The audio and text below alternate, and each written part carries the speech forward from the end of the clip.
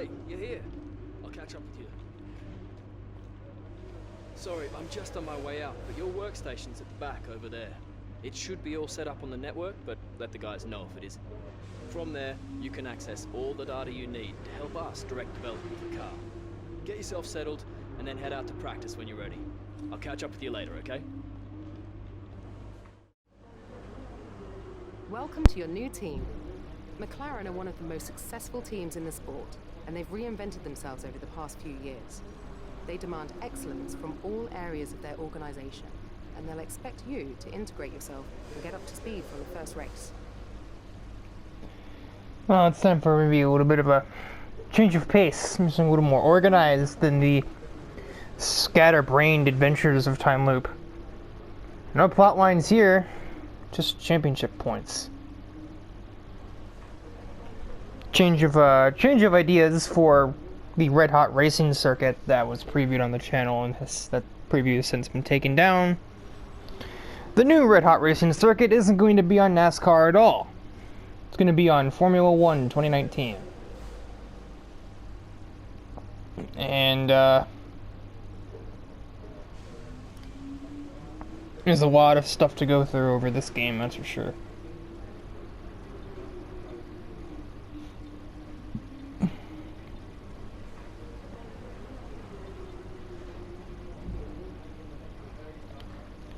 Well, it'll be a dry race. Rivalries is a great way to earn respect from your team and around the paddock, which will help make it easier to negotiate favorable contracts.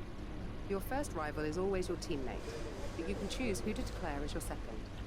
The harder the rival from the eligible selection, the more respect you stand to gain or lose depending on the result.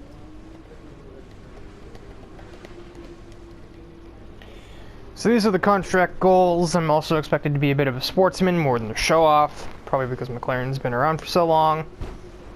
So basically I have to finish top 10 to keep the team happy.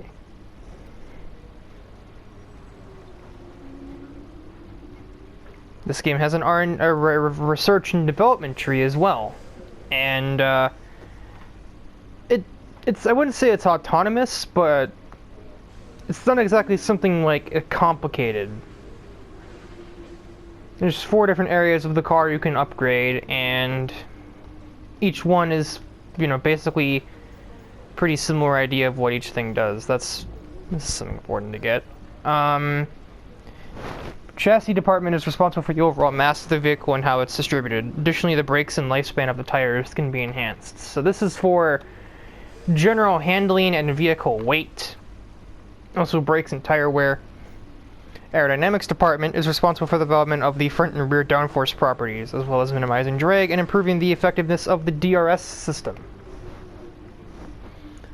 So this is what you want if you want more grip. There's a difference between handling and grip. This is like more control, whereas this is more turning. And powertrain. The high performance powertrain department is responsible for the extracting the most amount of performance and best fuel consumption out of your engine, that is, and also maximizing the energy recovery system potential. The DRS, drag reduction system, and ERS, energy recovery system, are different things. If it were me, this is probably what I'd invest in. Yeah, I can. Oh God, no! Didn't realize it was that bad. Okay, yeah. That may be important. What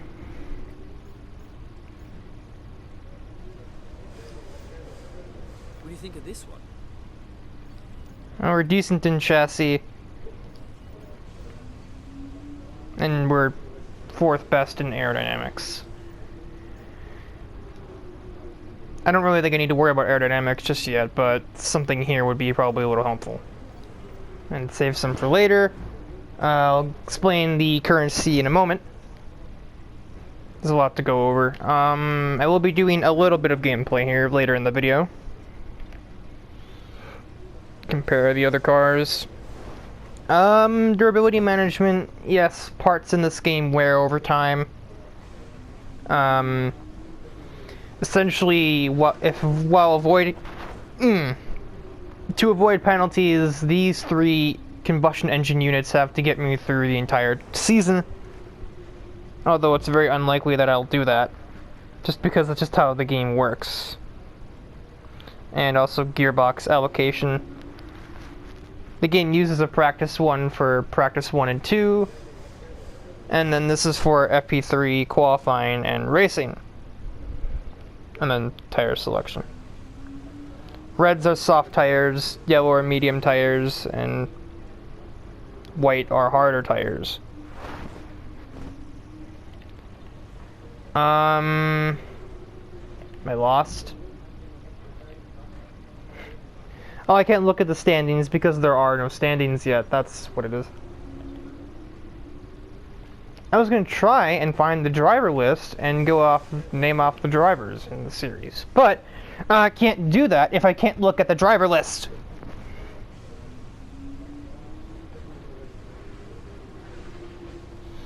It is required to run this first practice session, but from this point onwards I would be simulating the practice sessions. I get rewards, maybe not as much as I would if I were going to run the practice sessions, but I would rather spend 45 minutes recording an episode rather than 2 hours.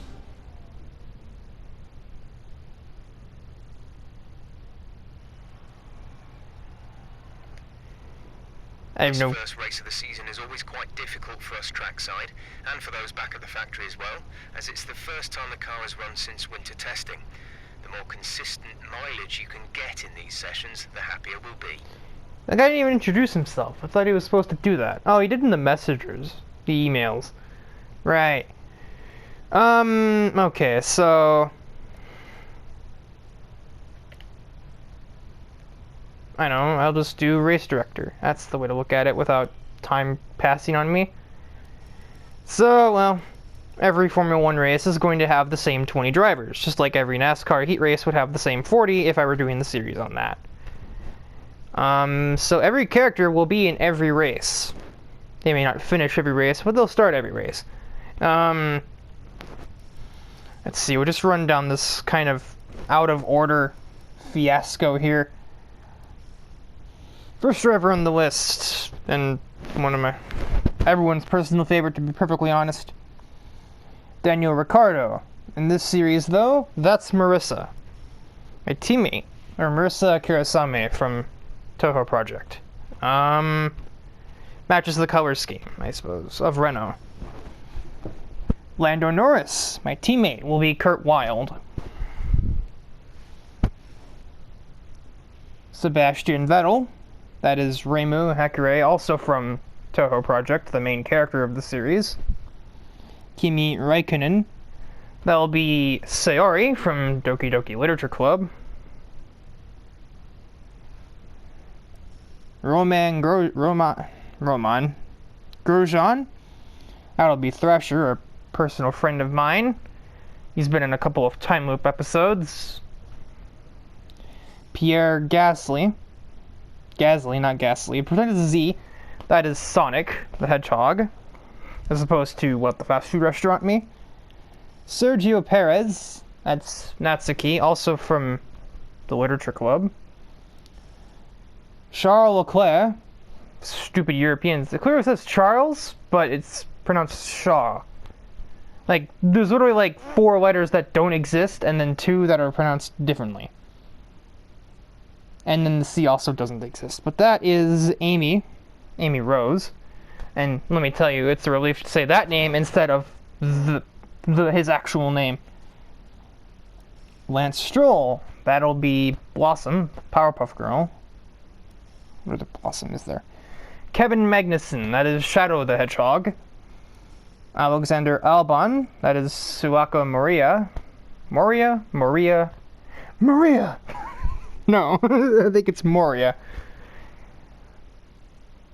That is also from Toho. Daniel Kvyat is Monica, also from the Literature Club.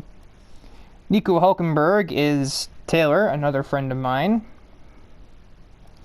Max Verstappen is Tyler, who is the one that runs the NASCAR series that I was originally going to be kind of parodying. That's a word, I think. Kind of pioneer of that type of series. This series Red Hot, and the Americas Tour, which is his NASCAR Heat series, will be intertwined as they have most of the same characters. Yeah, so he is here as Max Verstappen. Lewis Hamilton is Kadim from World Race, so the same place that Kurt Wilde came from. There's me. George Russell is Keenan. He was the most recent co-commentator I've had in Time Loop. Valtteri Bottas is Nidori Kawashiro, also from Toho. Robert Kubica is Bubbles from the Powerpuff Girls, and Antonio Giovinazzi is Cameron, is another friend of mine. And I replaced another real driver, the second driver, or the other driver, technically first driver, on McLaren is Carlos Sainz. Now, this game has a driver transfer system. Essentially, every 4 races I will have to negotiate contract deals. Based on how well I performed, I can get more benefits on said contract, such as easier finishing goals, or easier team research goals, or better perks like faster pit stop times, and more currency gains from performing tasks. But allegedly all of the other drivers have to go through one too, and occasionally, if a driver is not up to standard, anywhere beyond the 3rd negotiation, which will happen after round 12, there can be occasional driver swaps between teams. And in the event that Carlos Sainz may end up being signed to a different team in replacement of a driver that's slacking off a little bit. I don't know where that Lou came from. I really don't. I really couldn't tell you. I don't know how I messed that up. Then that is Vert Wheeler. Why did I save the major one for the one that I took over? I don't really know, to be perfectly honest. But I did. And I'm going to tell you right now, the world F1 isn't exactly as evenly matched as really any other sport. Reasonably, I think 5 drivers have a shot of winning any given race. Not even me, right now. Unless the difficulty is wrong, which I will be able to tell after I've run practice 1. But the 5 drivers, anybody that is on Mercedes, Ferrari, or Red Bull Racing. Any driver on those 3 teams has the vehicle capable of winning right now.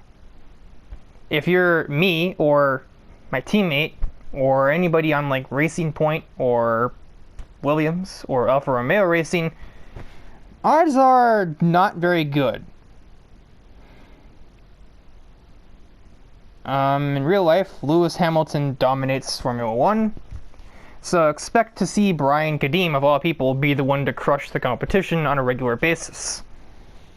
Basically, the 6 you have to keep an eye on are Kadim, Nidori, Reimu, Amy, Tyler, and Suwako.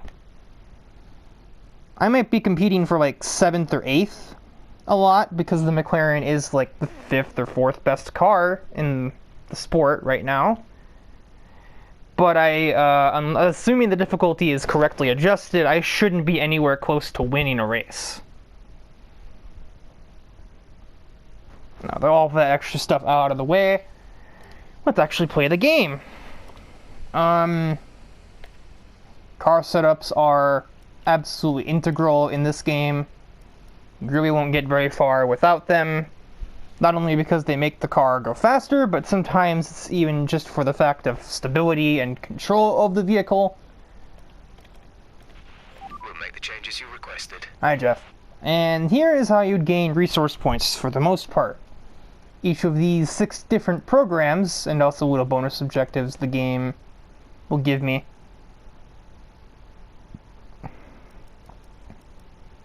gain resource points, which is what I would use as the currency to get more upgrades on the car.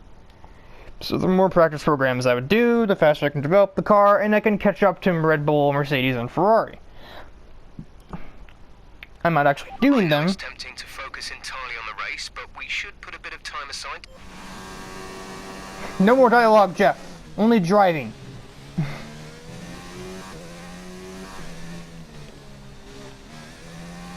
I also mention what this track is. It is a real track. It is very real. It is the Albert Park Street Circuit in Melbourne, Australia. It has started the Formula One season every year for the last over 20. The last time it didn't start the season was back in 2006 because construction, I think, or something like that. But I'm pretty sure it was still round 2 that year. And then before that, the last time it didn't start the season was 1996. I think it was something in Spain. Hang on, my ear is incredibly itchy. I just realized I didn't start the program. Well, here's a warm-up lap, I guess.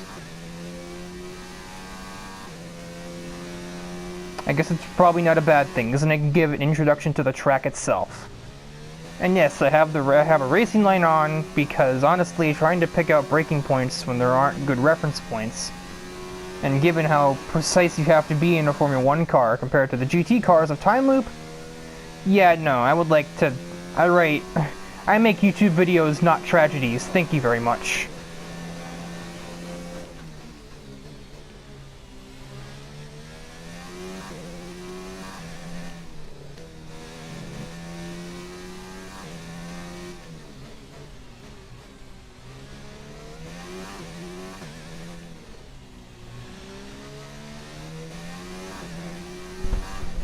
There was also settings to toggle to where you can just make the game, or to where I could control the car on its way into and out of the pit lane, but I intend to be talking during these moments in time, so I really didn't want to do that.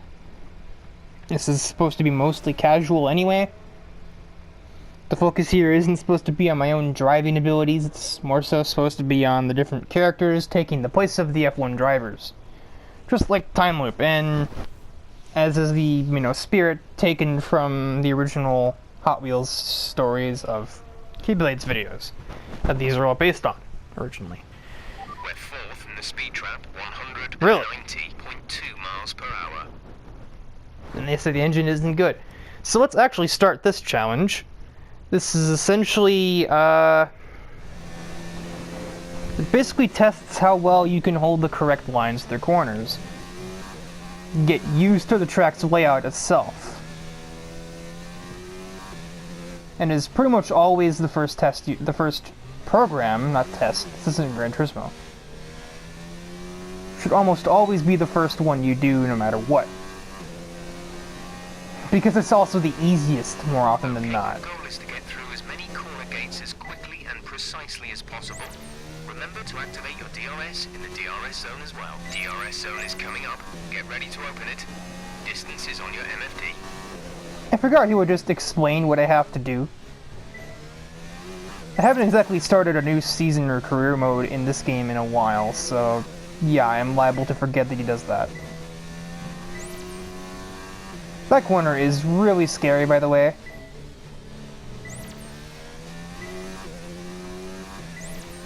So I'm judged based on my position and speed going through each gate. When they light up purple, that means that I, quote, did it perfectly. If it's green, that means it was okay, and hopefully you won't see it, but it'll pop up right if I totally missed. Totally missed or went through there really slow.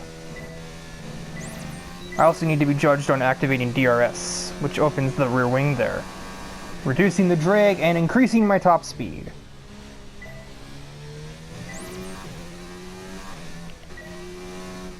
I broke early there, so that was only a green, but 1 or 2 greens isn't gonna fail me, but that certainly will. I say most of the time because sometimes the gates aren't even on the correct line that I want to take through a corner. I arc it in late there. The game doesn't like that I do so.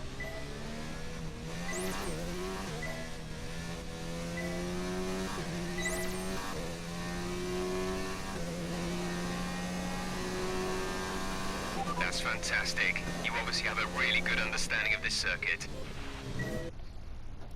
I'll need to do 1 lap. I've already finished.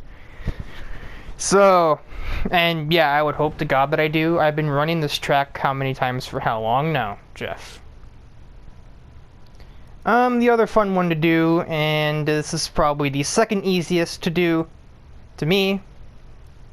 This one might be second, I don't really know. Looks like I have time to do both of them. Qualifying pace.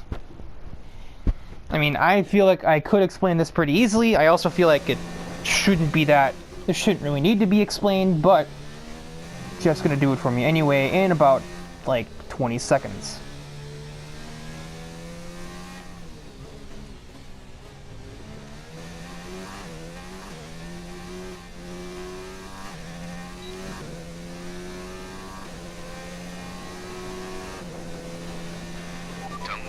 Tyres, just give it everything.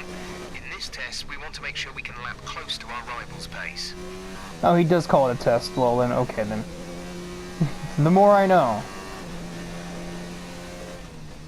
Yeah, so basically just time trial. Just go as fast as I freaking can.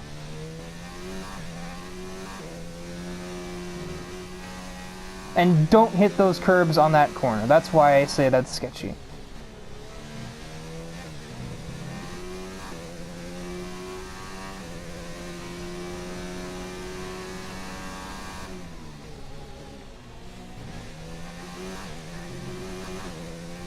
Turned into much.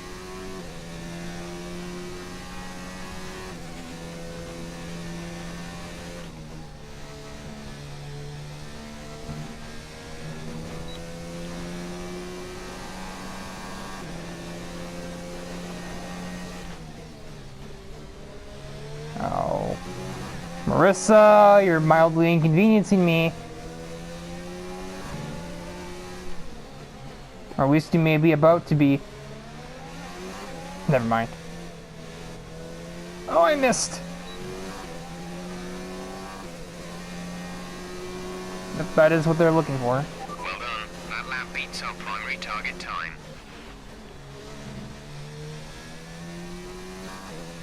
I don't think I can do that. I don't think I'll be getting full marks on that time. No, sir.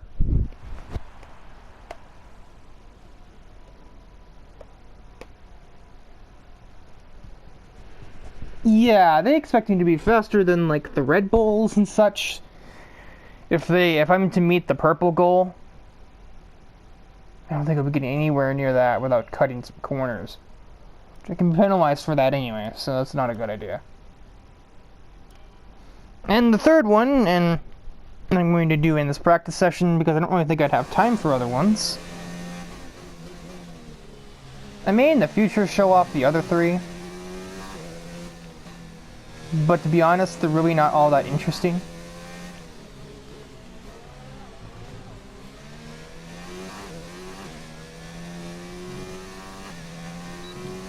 So here I just have to run 3 consistent and clean laps.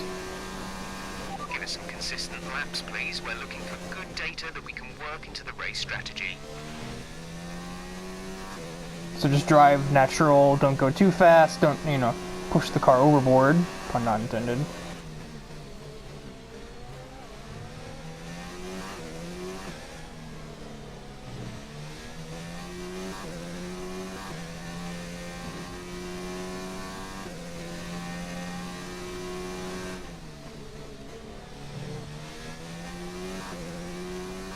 The car feels better on the mediums than it did the soft tires.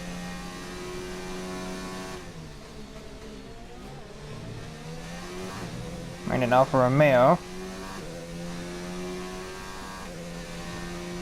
Just hope I don't have to try and get caught up by it.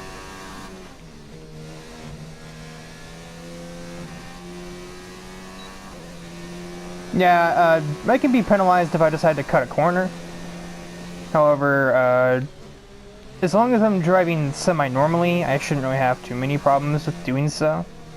There would be a setting to make it more strict, but then it would just become unfun when the smallest little anomaly in my driving will result in being penalized.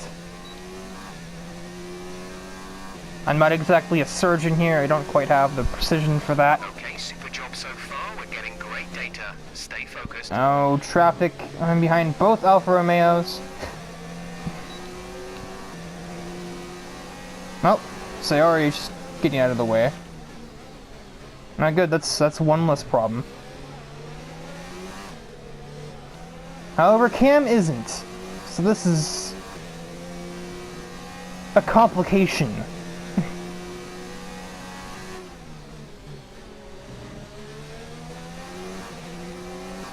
And passing in this game is going to be a lot harder than it would be in a time loop video. Oh, he's also getting out of my way. Alright then.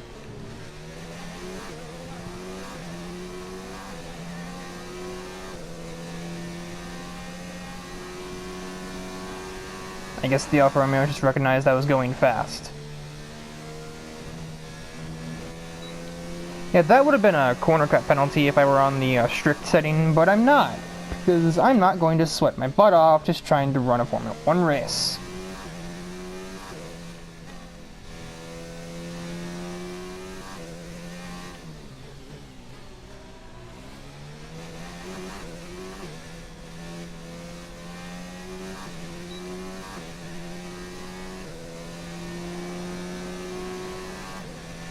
Great lap. You've nailed what we asked for. Keep it up. I'll just run one more decent lap and I will meet the goal for this program, and that'll be it for the first and foreseeably only practice session that I'll be doing here in Australia. There's only 7 minutes left in the session anyway, so I wouldn't be able to do another program even if I wanted to.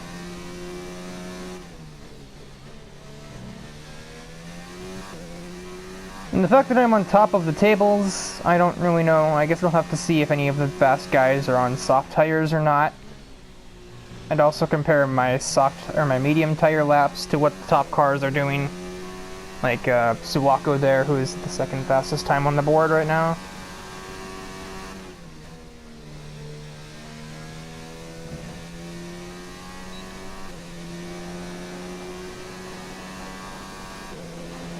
I'm in the lowish 27s in this program.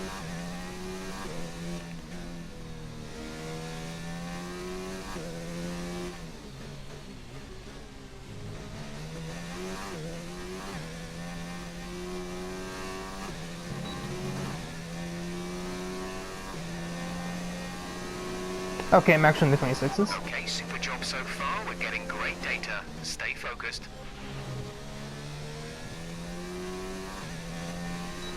So I could continue here, but at the same time, all it really does is just make the data gathered more accurate, so I can get a better idea on how much fuel and tire wear there is, but I can figure out most of that on my own.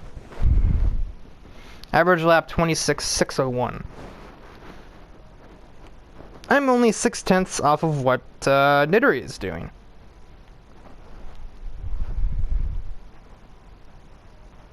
And I am on the mediums doing what the Haas cars can do on soft tires, apparently.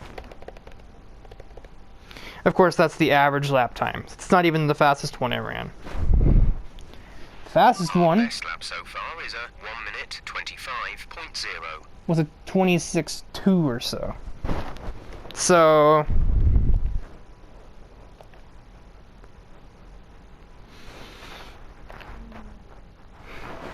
I was really hoping that a Mercedes or Ferrari would have been on soft tires at some point during this session, but it was just not to be. So let's just speed up time, run down that clock, and we'll get into the last little mechanic of this game's career mode, which I'm not really super all into. So let's review our top three. Falcon, Bottas, and Alexander Albon. And if today's practice is anything to go by, we're in for an exceptional weekend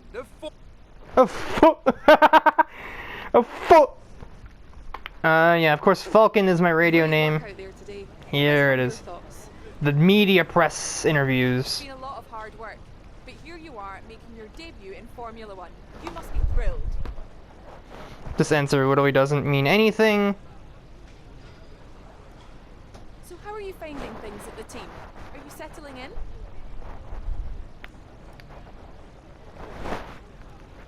What are you expecting out of this season? Are you just aiming to find your feet in Formula 1, or do you see something?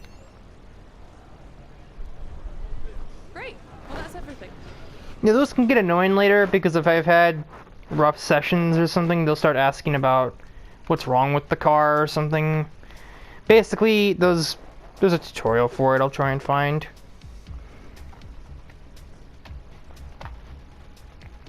That one's kind of a little ambiguous, so it's kind of harder to explain than things like what a DRS button does.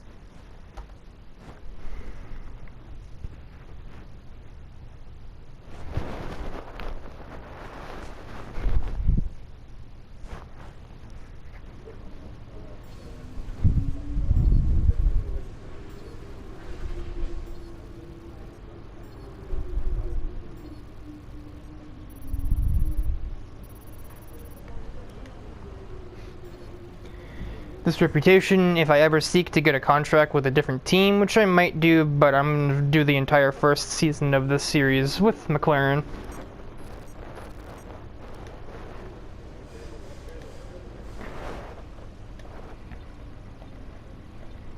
And now there's a standings thing, now that an event has taken place.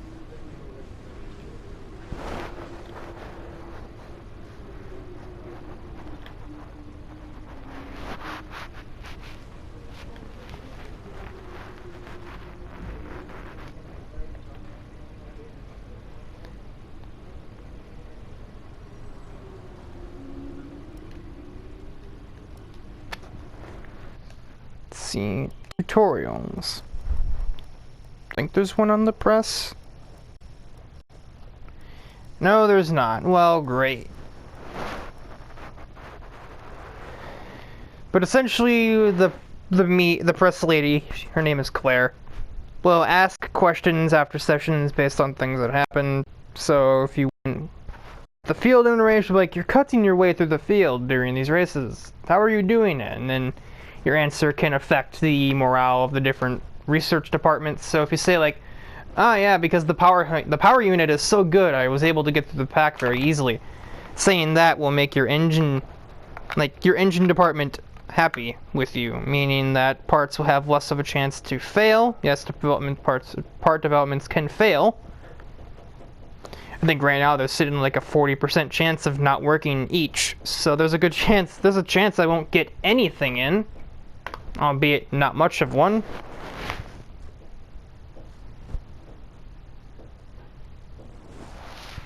Or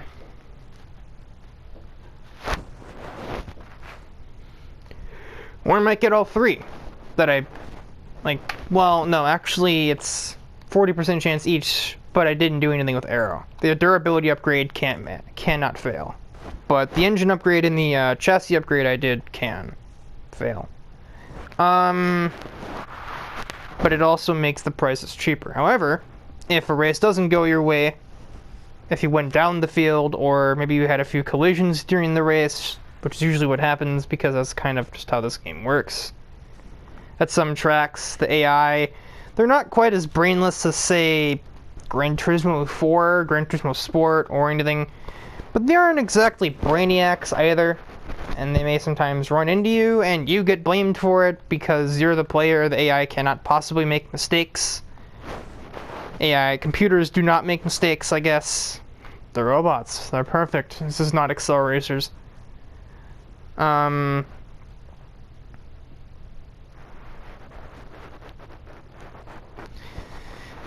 then the press interview is going to try and take the piss as far as, like, you left a bit of paint on the walls. What was the problem?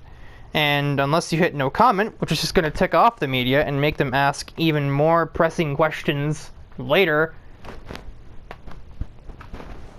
and instead you might say something like, we really need to work on getting more downforce on the car. Well, now your aero department's just going to be pissed at you, and they're not going to be very good at making parts. The parts are going to be more expensive, and they have a higher odds of failing.